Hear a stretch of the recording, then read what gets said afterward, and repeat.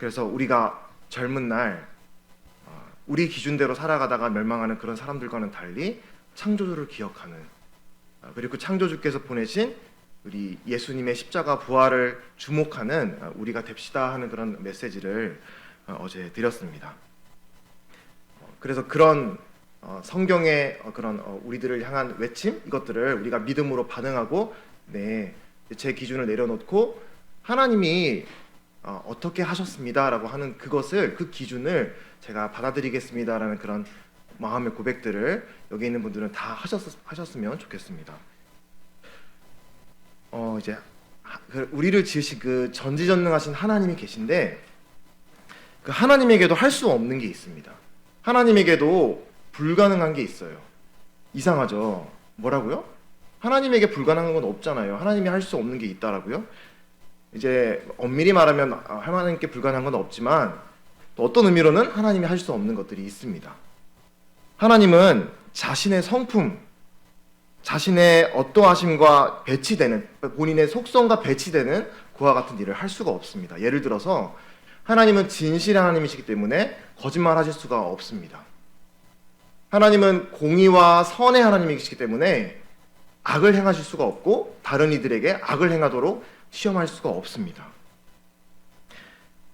근데 우리가 이제 잊지 말아야 될 거는, 하나님께는 많은 무한한 영광의 속성들이 있습니다.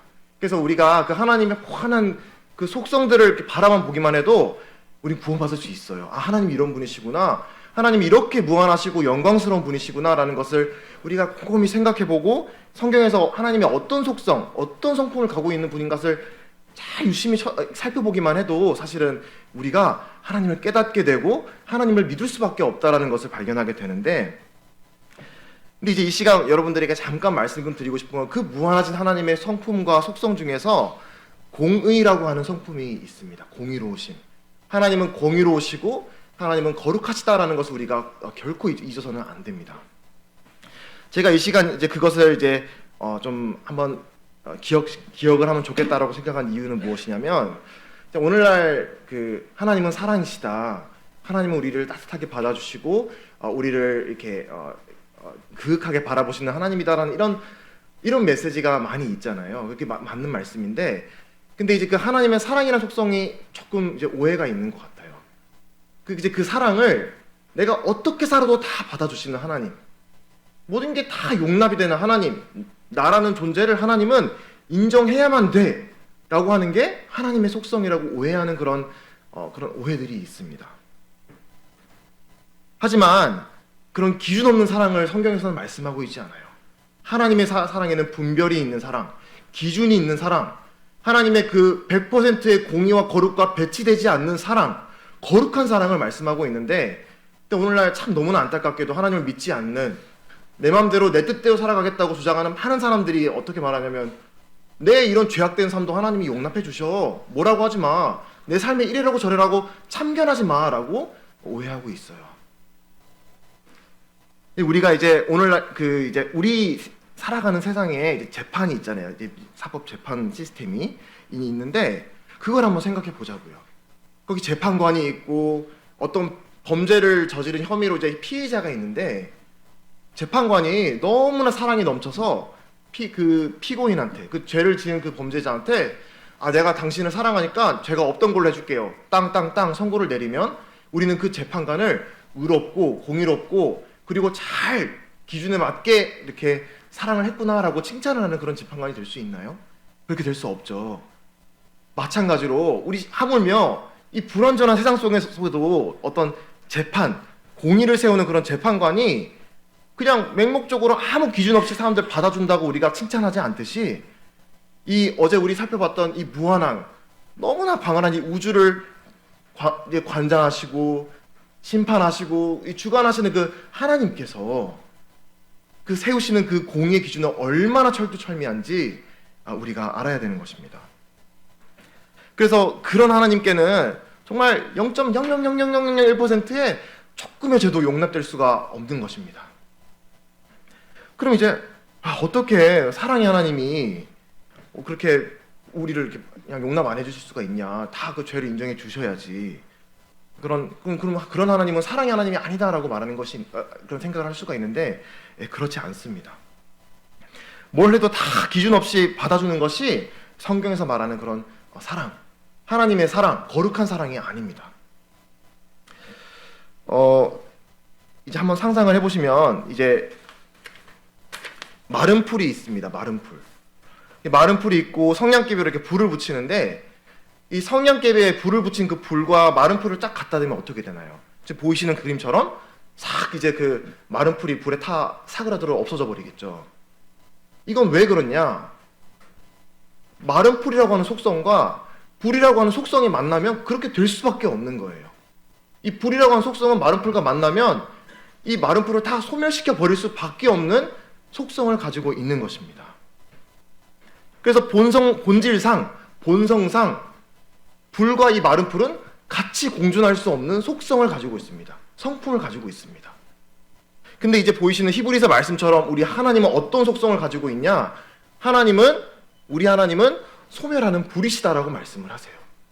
다시 말해서 우리 하나님의 기준에 맞지 않는 걸 성경에서는 죄라고 말씀을 하시는데 이 0.00001%의 하나님의 기준에 맞지 않는 이 죄라고 하는 문제를 들고 해결되지 않은 채 하나님께 나아가면 이 마른 풀과 불이 만날 때 소멸되어 없어져 버리는 것처럼 우리는 죽음을 맞이할 수밖에 없는 그런 결과가 나타나는 것입니다. 그래서 하나님이 우리를 너무 미워하고 우리를 사랑하지 않고 하나님은 정말 악랄해서 우리를 그냥 끌고 멱살가고 끌어져 가가지고 그냥 지옥 불못에 던져넣는 그런 하나님이 아니시라 하나님이라는 100% 죄를 용납할 수 없는 그 하나님의 거룩하심, 소멸하는 불과 같은 하나님의 공의로운 속성 때문에 이제 우리가 지금 아무런 죄 해결이 없이 하나님 앞에 그냥 뚜벅뚜벅 걸어가게 되면 우리는 불타 없어져 버리는 하나님의 그 공의로운 속성 때문에 우리가 그 하나님의 거룩을 견디지 못하고 죽어버리고 만다라고 하는 것이 성경에서 말하는 심판, 성경에서 말하는 하나님의 진노의 의미입니다. 하나님이 우리를 막 감정적으로 미워하고 앙심을 품고 있는 게 아니에요. 하나님이 그 본질 자체가 거룩이기 때문에 그 하나님 앞에 우리가 설 수 없다라고 말씀을 하고 있는 겁니다. 그래서 우리가 이 태양을 오늘 화창한 날인데 어제 비가 많이 왔죠. 비가 많이 오고 화창한 이제 해가 떴는데 해를 한번 이렇게 눈으로 한 몇 분만 쳐다봐 보세요. 실명되잖아요. 멀리서 볼 때는 햇빛이 참 우리에게 따뜻하고 아름답고 그 열기와 빛으로 우리 세상에 생명을 주고 근데 하나님의 영광과 거룩이 바로 그와 같아요. 멀리서 보면 참 아름답고 우리에게 생명을 전해주시고 없어서는 안 되는 그런 아름다운 것인데 그 하나님의 그 영광과 거룩에 가까이 다가갈수록 그 기준이 우리에게 적용되고 비추어지면 비추어질수록 우리는 견뎌낼 수가 없는 거예요. 태양에 가까이 가면 그냥 불타 없어져 버리듯이 우리도 그 거룩하신 하나님 앞에 가까이 가면 소멸되어 버릴 수밖에 없다라고 하는 것이 성경의 진단입니다. 그래서 이와 같은 교훈을 하나님이 이제 구약 시대 수천 년 동안 계속 이 제사라고 하는 것을 통해서 보여주셨던 것이 바로 이와 같은 교훈이에요. 우리 뭐 되게 동떨어진 얘기 같잖아요. 제사 많이 교회에서는 많이 듣는 얘기지만 왜 하나님이 구약의 제사를 제정하셨느냐? 하나님은 우리 인간이 하나님의 기준에서 벗어난 그 시점부터 이 사실을 우리들에게 알려주셔야만 했어요. 너희들이 이 기준에 맞지 않아서 갖고 있는 죄의 문제를 해결하지 않고 내가 너를 너무나 사랑하지만 이 죄의 문제를 해결하지 않고 나올 때는 너가 죽어버리고 만다. 너가 나에게 나오고 싶다면 나오기 위해서는 이 죄의 문제를 해결해야 되는데 그게 뭘 통해서 될 수밖에 없냐? 죽음, 피를 통해서밖에 될 수 없다라고 하는 것을 교훈하신 것입니다. 그 1절과 히브리서 10장 1절과 2절 말씀을 한번 읽어보겠습니다. 한번 PPT를 슬라이드를 보면서 읽어주세요. 율법은 장차올 좋은 것들의 그림자일 뿐이요 실체가 아니므로 해마다 반복해서 드리는 똑같은 희생 제사로서는 하나님께 나오는 사람들을 완전하게 할 수 없습니다. 이 종교적인 제사, 종교적인 형식 이거 하나님이 제정하신 거예요. 하나님이 이렇게 하라고 이것대로 정확하게 지켜서 이 절차대로 하나님께 경배하면서 나오라고 말씀하신 거예요. 그러니까 하나님을 예배드리는 거, 하나님께 제사 드리는 것 자체가 잘못된 게 아니에요. 근데 우리가 착각하지 말아야 되는 거는 이 형식이 이와 같은 구약의 제사가 우리 사람들을 완전하게 할 수 있다라고 말하나요? 완전하게 할 수 없다라고 말해요. 여러분이 많은 것들을 감수하고 희생하고 내려놓고 일요일날 와서 이렇게 하나님께 예배드리고 말씀드리러 오잖아요. 근데 이런 형식 자체가 여러분들을 구원할 수 없다라고 하는 거예요. 예배는 소중하고 하나님이 마땅히 우리에게 하라고 말씀하신 것이지만 이 구약의 동물의 피로 드려졌던 제사는 우리 사람들을 완전하게 할 수 없다라고 말씀합니다. 근데 그럼 왜 주셨냐 제사를? 3절에 그 의미가 나오죠. 제사의 목적. 3절, 그러나 제사에는 해마다 죄를 회상시키는 효력이 있습니다. 황소와 염소의 피가 죄를 없애줄 수는 없습니다. 그래서 이스라엘 백성이 이집트로부터 구출되고 나서 이 광야 생활 쭉 40년 동안 걸어가면서 하나님이 이제 이 장막을 만드시고 이 장막 안에서 제사를 드리도록 말씀하셨는데, 하나님께 예배드리는 공간은 막 깔끔하고 정말 이렇게 휘황찬란하고 깨끗할 것 같잖아요. 근데 그 당시에 장막은 피비린내나고 죽음의 냄새가 정말 진동을 하는 곳이었습니다. 날마다 이 동물들이 죽어나고 피를 흘리는 곳이 바로 하나님께 예배가 드려지는 이 경배의 장소였어요. 왜냐? 하나님께 이 거룩한 하나님 앞에 나올 때는 피로 나와야 하기 때문에, 죽음으로 나와야 되기 때문에 이 늘상 하나님께서 그래서 우리 인간의 피를 요구하지 않고 우리 대신에 동물의 피를 요구한 겁니다. 어제 정가에 대해서 말씀을 드렸죠. 정가. 여기 이제 그림 보시면은 여기 제사장들이, 여기 이스라엘 사람들이 소인가요? 소에다가 이렇게 손을 다 이렇게 얹고 있습니다. 이게 이제 안수하고 있는 것인데, 이 구약 시대에 하나님께서 우리에게 먼저 일찍이 말씀하신 이 어제 말씀드린 전가, 이거를 이렇게 한 거예요.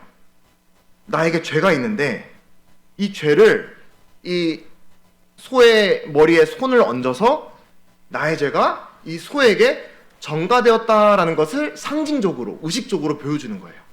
하나님은 그렇게 여겨주시는 거예요. 내가 그렇게 할 때 이 사람의 죄가 이 소에게 전가가 되는 것입니다. 그리고 이 소는 죽고 하나님께 제사로 드려집니다. 그럼 이제 이 나의 죄는 이 소에게 전가가 되었고, 이 소가 죽어서 나의 죄가 해결이 되었잖아요. 죽음으로.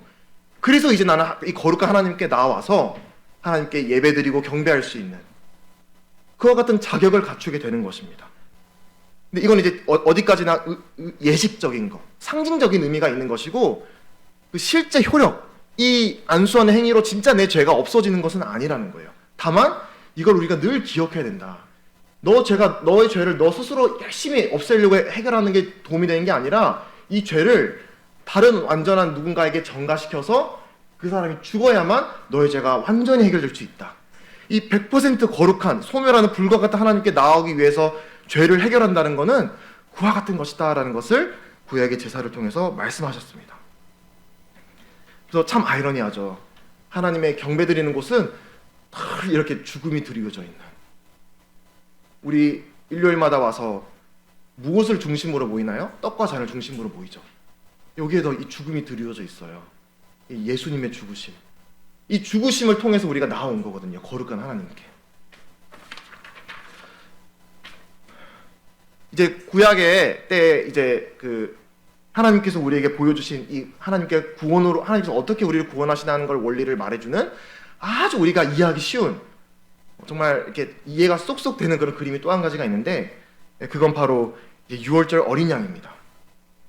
앞서 말씀드렸다시피 우리 사람은 하나님의 기준에 맞지 않기 때문에 이 나의 죄에 대해서 죽음이라는 걸 통해서 하나님께 나와야 되는데, 내가 죽어버리면 끝나버리잖아요. 그러니까 사실 우리에게는 소망이 없는 거예요. 이런 소망 없는 우리를 위해서 하나님이 이제 구원의 길을 열어주셨는데, 그게 무엇을 통해서 열어주셨느냐? 바로 이 유월절 어린 양을 통해서 구원의 길을 열어주셨다라고 말씀을 하십니다. 이제 교회 어릴 때부터 다니셔서 이제 출애굽기 이야기 들으신 분들은 잘 아실 거예요. 하나님께서 이스라엘을 이제 이집트로부터 구출해 내시는 역사가 이제 기록되어 있죠. 출애굽기에. 이 이집트 아래서 수백 년 동안 종살이를 하면서 살아갔습니다. 그래서 신음하면서 하나님께 구원을 요청했던 이스라엘 백성을 불쌍히 여기시고, 하나님이 이제 이집트로부터 이스라엘을 구출해 내시기로 작정하십니다. 그래서 하나님의 종 모세를 이제 이집트 땅에 보내시는데, 이제 모세가 하나님의 말씀을 전달을 해요. 이제 파라오 왕이시여, 이제 이 히브리 백성의 이제 하나님이신 여호와 하나님이 이들을 이제 풀어주라고 말씀을 하십니다라고 얘기를 하니까 이제 파라오 왕이 듣질 않죠. 싫은데 이들 내 노예야, 내가 부리는 종들이야, 내 권세 아래인데 네가 뭔데 뭐라 가라 해라고 하면서 하나님의 명령을 거절하죠. 마음을 완악하게 하면서. 그래서 하나님께서 그 완악한 이제 파라오의 왕의 마음을 돌이키시기 위해서 이제 10가지나 되는 재앙을 내리십니다. 이제 많은 그 땅에 재앙을 내리시고, 그리고 이제 마지막 재앙이 내려졌는데 그 재앙이 무엇이었느냐? 그 각 집에 있는 마다들, 장자가 죽게 된다라고 하는 재앙을 내리게 되세요. 근데 하나님은 이 재앙을 내리신다라는 말씀을 하신 뿐만 아니라 이 재앙에서 피할 수 있는 방법도 알려주시는데, 그건 무엇이었냐면 각 집에 이 문에 있는 좌우 인방과 문설주에 이 어린 양의 피를 발라놓으면 그럼 그 피를 보고 죽음의 사자가 넘어갈 것이다. 그래서 내가 얘기한 첫 아들, 맏아들의 그 죽음의 그 재앙을 피가 발려져 있는 집에는 넘어가게 될 것이다. 넘어간다. 6월. 그래서 이제 이게 6월절이거든요. 넘어갈 것이다 라고 약속을 하셨어요. 그래서 이 하나님의 말씀을 들은 이 히브리 백성들은 하나님이 말씀하신 그대로 이 문에다가 양의 피를 발라서 하나님의 그 죽음의 재앙이 문에 피가 발려져 있지 않은 집에는 재앙이 임했고, 그리고 발려져 있는 집에는 재앙이 넘어갔습니다. 이게 이제 이집트로부터 구출된 그 출애굽에 일어났던 그 6월절 어린 양에 대한 이야기예요. 잘 알고 계실 거라고 생각을 합니다. 근데 놀랍게도 이 이스라엘이 이집트의 종살이에서 이 6월절 어린 양의 피로 이 죽음의 재앙에서 피하게 된 거, 하나님이 이걸 통해 이스라엘을 구원해 내신 이 그림이, 이 역사적 사건이 하나님의 온 인류를 구원하시기 위한 예고편이었어요. 맛보기였어요. 놀랍죠. 하나님이 예수님이 오시기도 몇백 년 전에 이런 일을 행하신 거예요. 내가 지금은 이 애굽의 권세 아래에 있는 이스라엘을 구출해내기 위한 하나 이제 방법으로 어린 양의 희생을 나타내셨는데, 이게 이제 무엇의 그림자냐 하면은 내가 이제 모든 인류를 구원하기 위해서 보낼 내 아들 예수 그리스도에 대한 예표다라고 말씀을 하세요.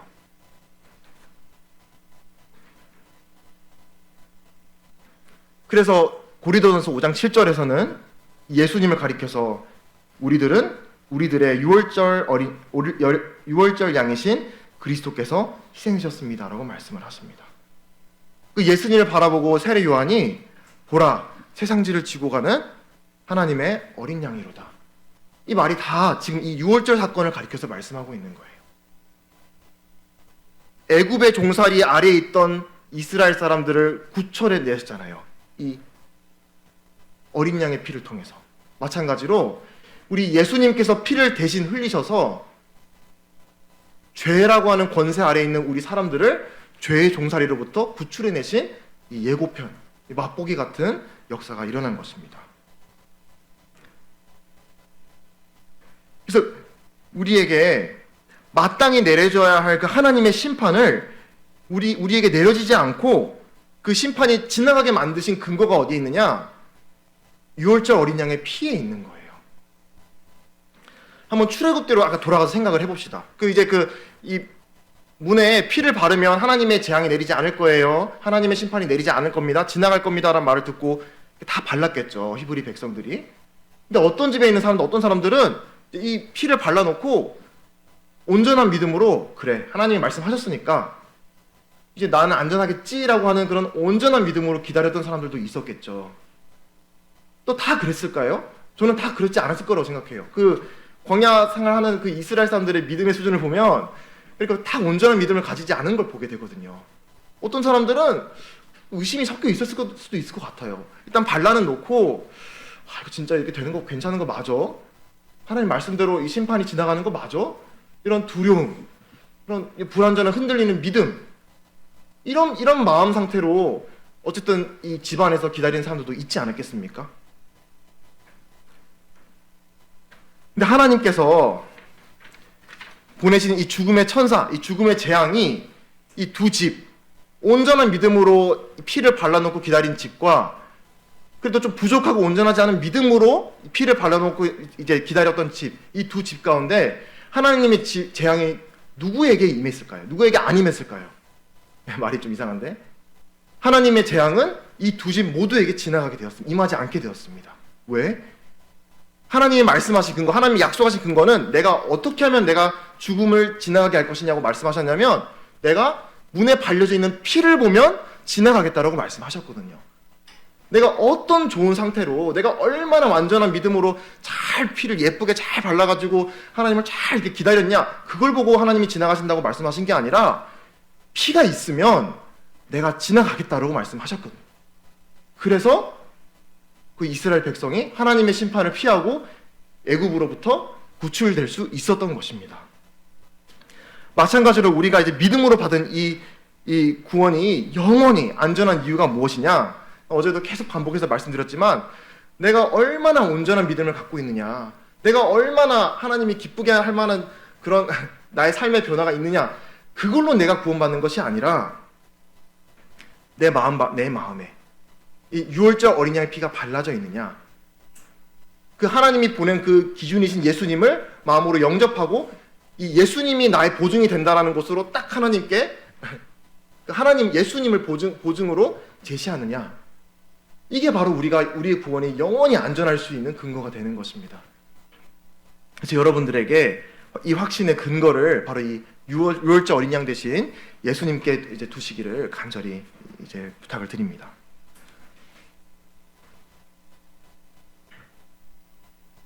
그래서 우리가 예수님을 하나님의 기준을 옳은 기준으로 인정하고 믿을 때 하나님은 우리를 그리스도 안에 있는 자로 여겨주십니다. 로마서 8장 1절과 2절 말씀이 있는데 함께 한번 읽어주시면 감사를 드립니다. 여기 위에 있는 로마서 8장 1절과 2절을 함께 읽어보도록 하겠습니다. 시작. 그러므로 이제 그리스도 예수 안에 있는 자에게는 결코 정죄함이 없나니 이는 그리스도 예수 안에 있는 생명의 성령의 법이 죄와 사망의 법에서 너를 해방하였음이라. 예수 그리스도 안에 있는 사람, 내가 단순한 하나님 제시하신 기준, 내 기준 말고 하나님 기준으로 이게 구원의 길이야라는 것을 내 기준으로 받아들인 모든 사람은 다 그리스도 예수 안에 있는 사람들이거든요. 그 사람들은 결코 정죄함이 없다라고 말씀을 하세요. 이게 하나님의 기준이에요. 여러분이 예수 그리스도 안에 있으면, 하나님의 기준을 믿음으로 받아들이면 여러분들에게 하나님은 정죄하시지 않습니다. 여러분의 죄 때문에. 이는 그리스도 예수 안에 있는 생명의 성령의 법이 죄와 사망의 법에서 너를 해방하였습니다. 제가 이제 학생들에게 영어를 좀 가리키는 경우가 있는데, 영어 배울 때 뭐가 주어고 뭐가 목적어고 이런 거를 가리키거든요.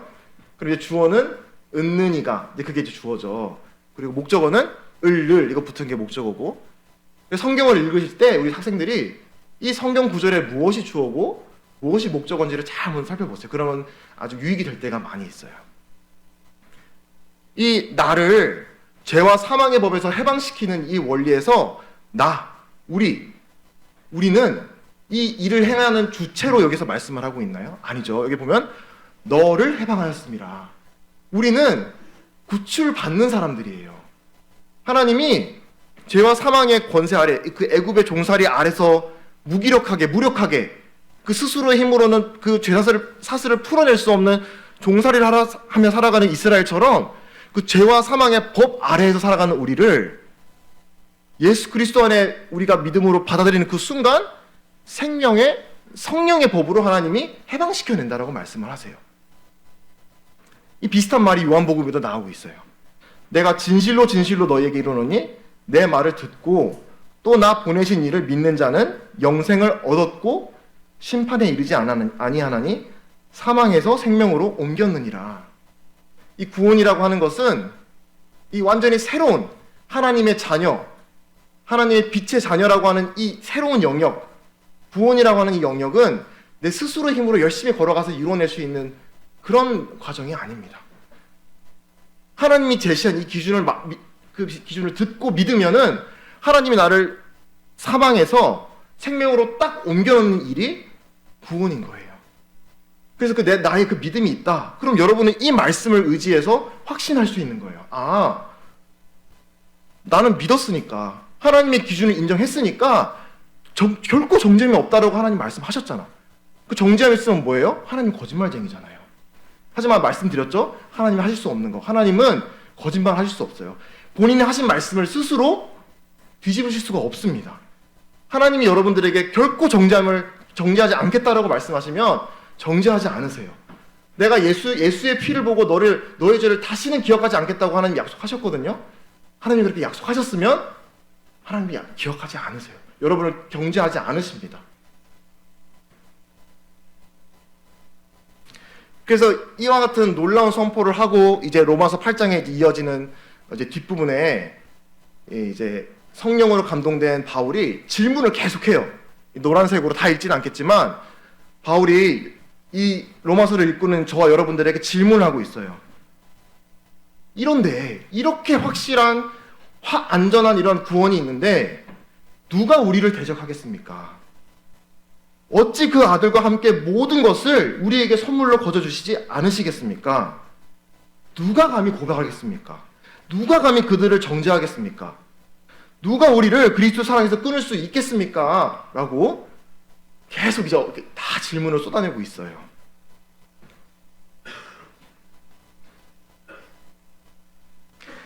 이제 욥기에서도 욥이 이 의로운 사람이었다고 말씀을 드렸잖아요. 근데 이 삶에 닥친 이해할 수 없는 여러 가지 고난, 왜 나에게 이런 어려움들이 닥쳤지라고 해서 원망하는 마음, 하나님께 하소연하고 호소하는 이런 글들이 쭉 막 40장 가까이 이어져요. 하나님이 그때 동안 침묵하시다가 그 욥기 마지막 이제 몇 장 안에서 질문들을 막 쏟아내세요. 근데 그 질문들이 어떤 내용이냐? 이거랑 비슷해요.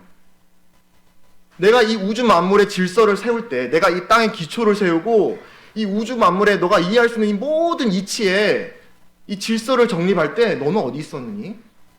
내가 창조주로서 너가 이해할 수 있는 이 모든 것들을 내 지혜 가운데 만들어내고 있을 때 너는 뭘 하고 있었니? 너 이런 것들 다 알고 나에게 이런 것들을 말하고 있는 것이니? 라고 질문을 하나님께서 하십니다. 다시 말해서 이 토기장이한테 나 이렇게 왜 만들었어요? 라고 말할 수 있는 권한이 없는 것을 발견하게 되는 것이죠. 아, 하나님은 우리를 지은 창조주시구나. 그분에게 내 삶에 무엇이 허락되고 무엇이 허락되는 것이 나에게 가장 하나님 보실 때 적합한지를 결정하실 수 있는 결정권자는 하나님에게 있는 것이구나 라는 것을 욥이 깨닫고 이 쏟아지는 질문 앞에 꿀먹은 벙어리가 돼가지고 티끌과 재가 되어서 하나님 앞에 회개하는 장면이 마지막에 나오고, 그래서 그런 하나님을 경배드리면서 마무리가 됩니다. 저는 그게 이제 오버랩이 됐어요. 이 질문들이. 하나님이 우리 삶의 이제 최고 주권자가 되시는 창조주이신 뿐만 아니라 마찬가지로 이제 이 구원자 하나님께서도 이제 그분의 주권을 담아서 우리들에게 말씀하시는 거예요.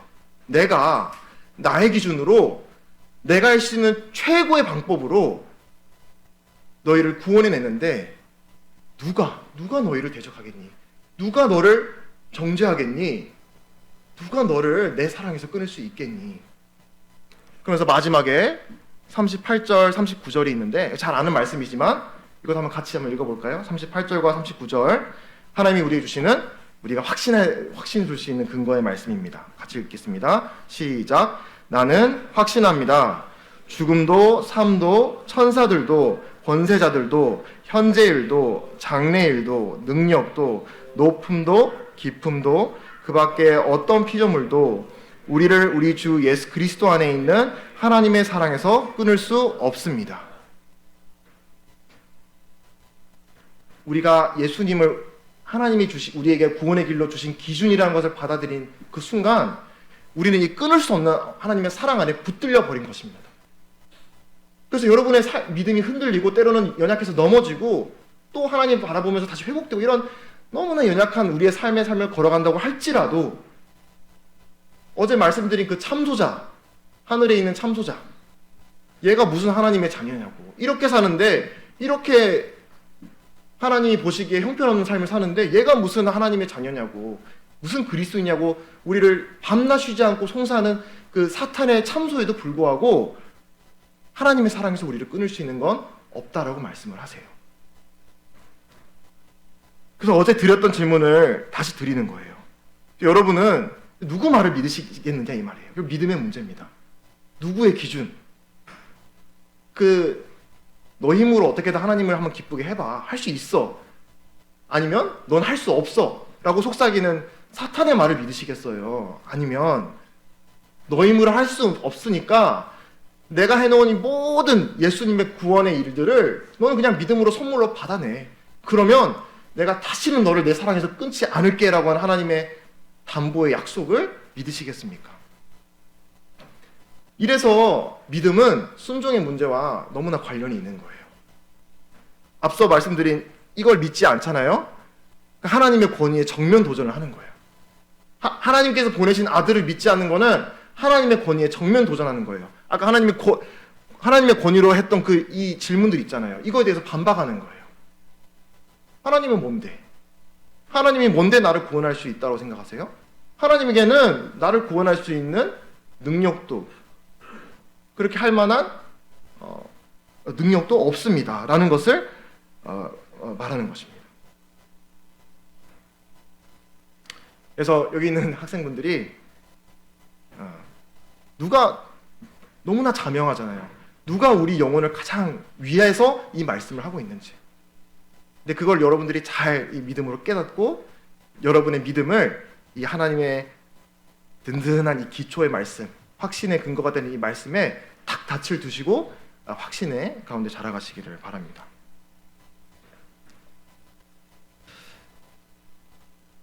네, 이제 남은 시간 동안 이제 또 여러분들에게 말씀드리는 것은 이제 이 부분에 대해서도 좀 고민이 있을 분이 계실 수 있지 않을까 해서 말씀을 준비한 말씀인 주제인데, 그거는 이제 그렇다면 이렇게 구원이 쉬운 거예요?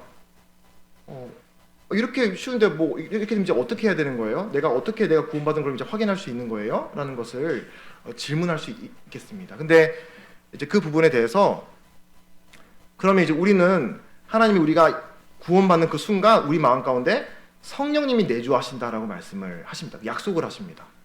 그래서 제가 하나님 기준 받아들이겠습니다 하는 순간 하나님이 여러분 마음 가운데 하나님의 도장을 꽝 찍어버려요. 다른 무엇도 이 사랑에서 끊을 수 없는 도장을 꽉 찍어버립니다. 그 도장이 뭐냐면 성령님이세요. 근데 이 도장이 꽝 찍히면, 도장이 여러분 가운데 마음에 딱 내주하시면 일어나는 일들이 있어요.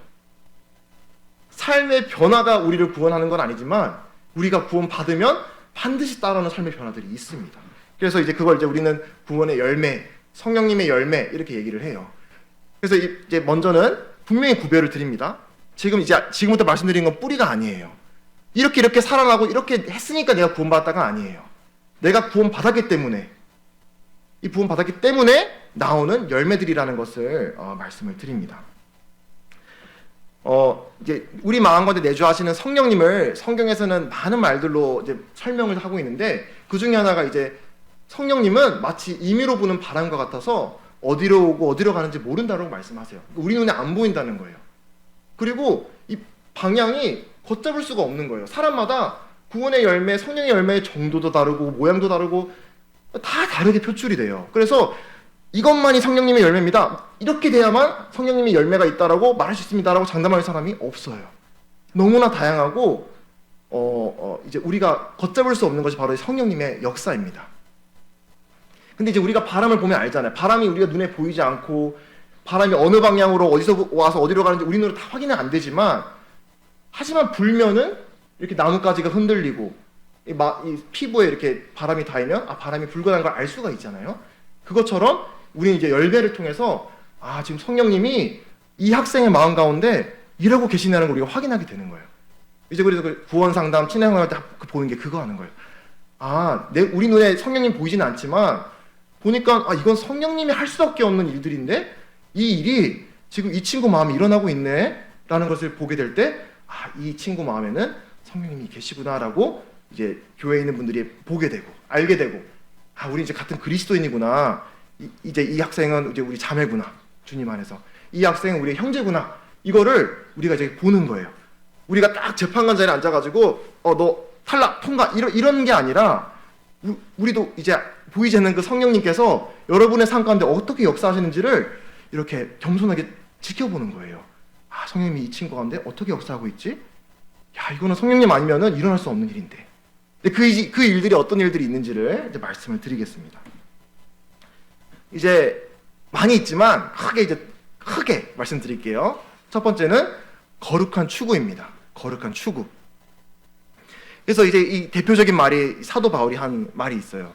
내 속사람으로는 하나님의 법을 즐거워하되. 그래서 우리가 예수님을 믿는 그 순간 생기는 성령님이 우리 마음 가운데 역사하시는 아주 두드러진 특징 가운데 하나가 하나님의 말씀을 들을 수 있는 귀를 주세요. 내 양은 목자의 음성을 듣는다라고 말씀을 하세요. 목자의 음성을 듣고 따른다고 말씀을 하세요.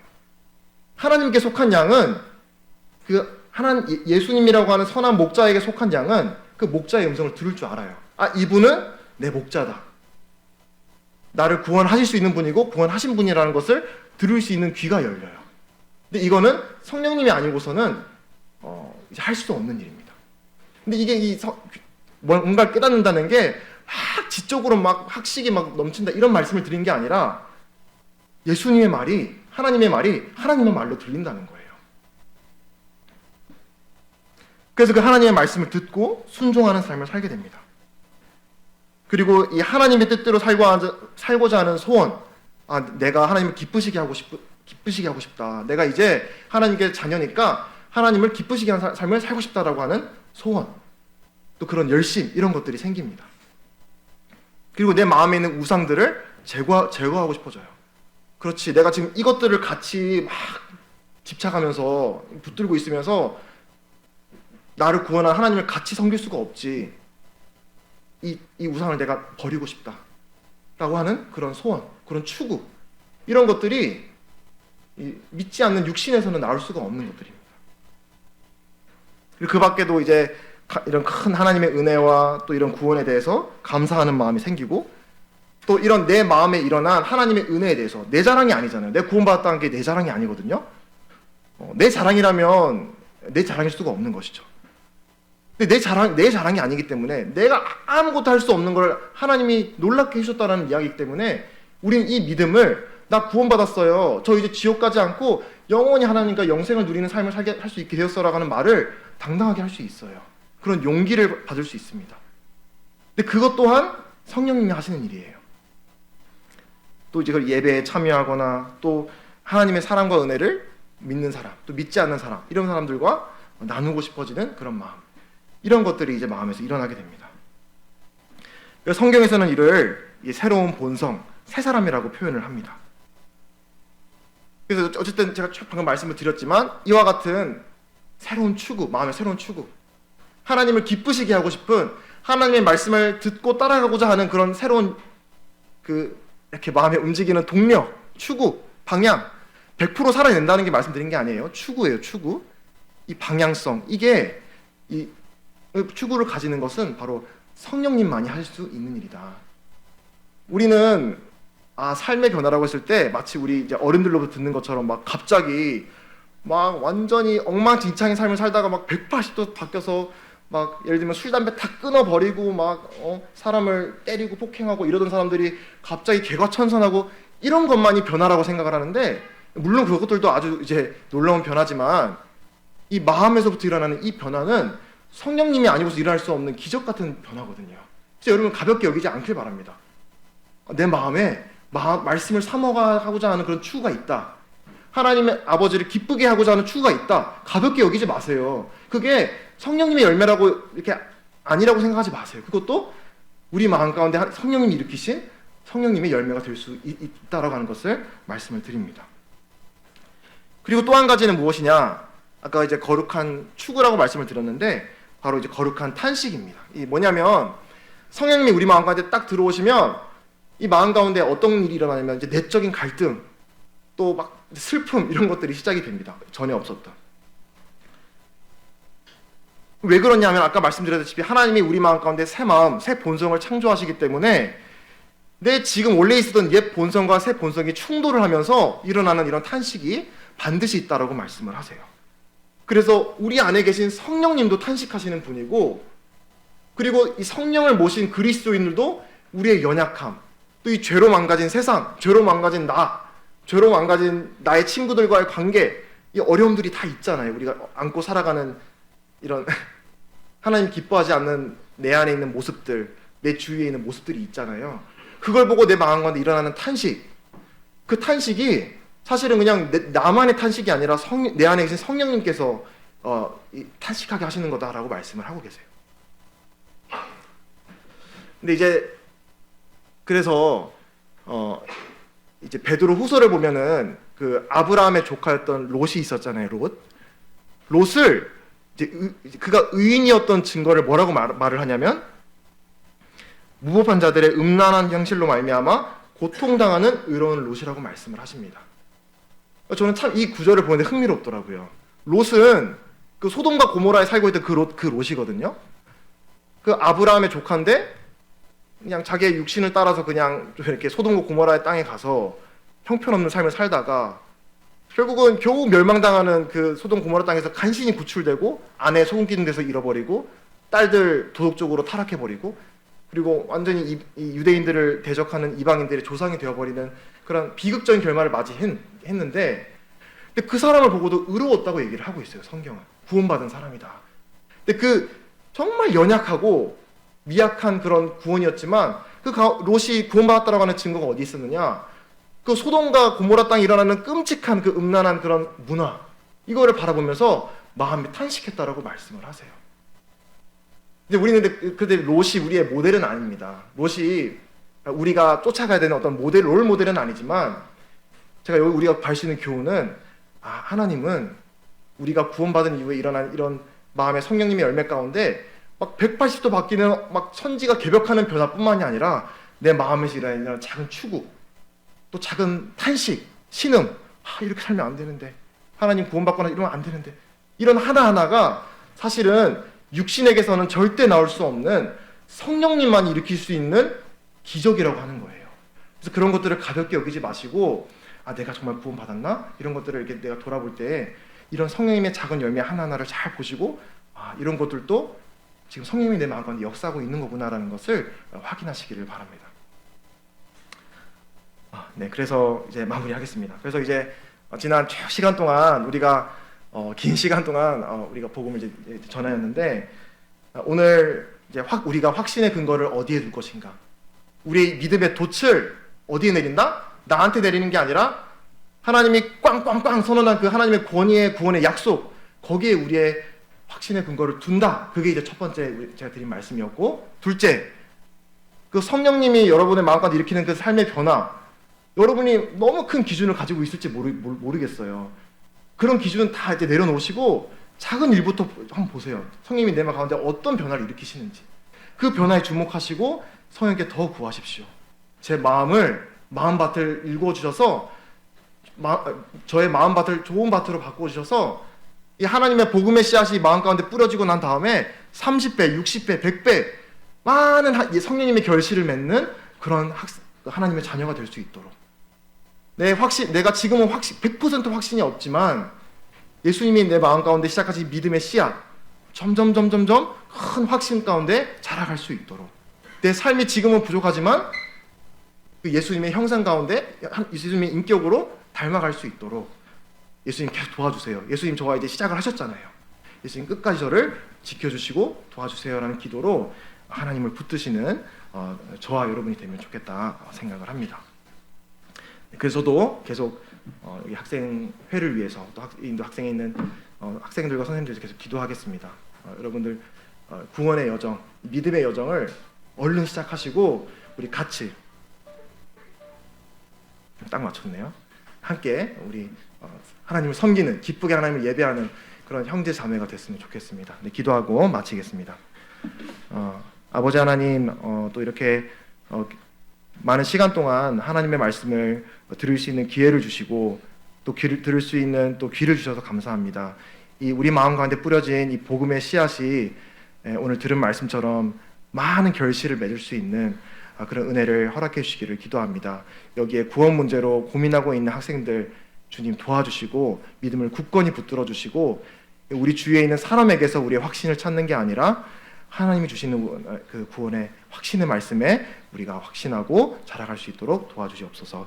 감사드리며 이 모든 건 예수 그리스도 이름으로 기도했습니다. 아멘. 네.